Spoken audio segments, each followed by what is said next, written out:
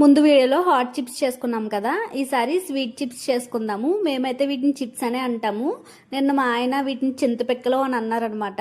తర్వాత వీటిని చక్కెర పానాలని కూడా అంటారు. అంతా ఒకేలా ఉంటది. నిన్న ఎవరైనా వీడియో చూడకపోతే ఈ రోజు చూస్తారు కాబట్టి మళ్ళీ ఎక్స్ప్లెయిన్ చేస్తాను. ఇక్కడ నేను 1/2 kg మైదా పిండి తీసుకున్నాను. అందులోకి 3 టేబుల్ స్పూన్స్ కరాచీ నూక, అలానే కొంచెం సాల్ట్ వేసాను. ఇక్కడ సాల్ట్ క్లిప్ మిస్ అయింది. తర్వాత ఒకసారి కలుపుకుని వేడివేడిగా మరిగిన నూనె ఒక 3 టేబుల్ స్పూన్స్ అయితే వేసుకున్నాను. స్పూన్ తో కలుపుకుని ఆయిల్ చల్లారిన తర్వాత చేతితో కలుపుకోండి. ఆ తర్వాత కొంచెం కొంచెంగా వాటర్ వేసుకుని చపాతీ ముద్దలా చేసేసుకోవడం. దీని మీద మూత పెట్టి ఒక 15 నిమిషాలు రెస్ట్ ఇద్దాము.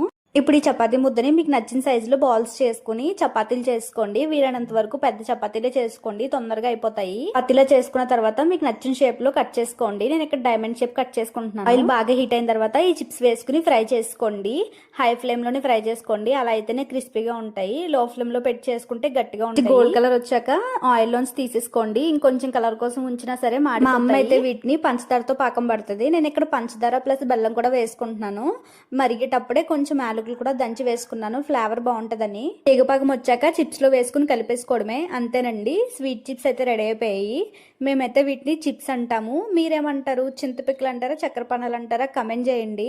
వీడియో నచ్చితే లైక్ చేయండి. మరిన్ని వీడియోస్ కోసం నా ఛానల్ని సబ్స్క్రైబ్ చేసుకోవడం మర్చిపోకండి.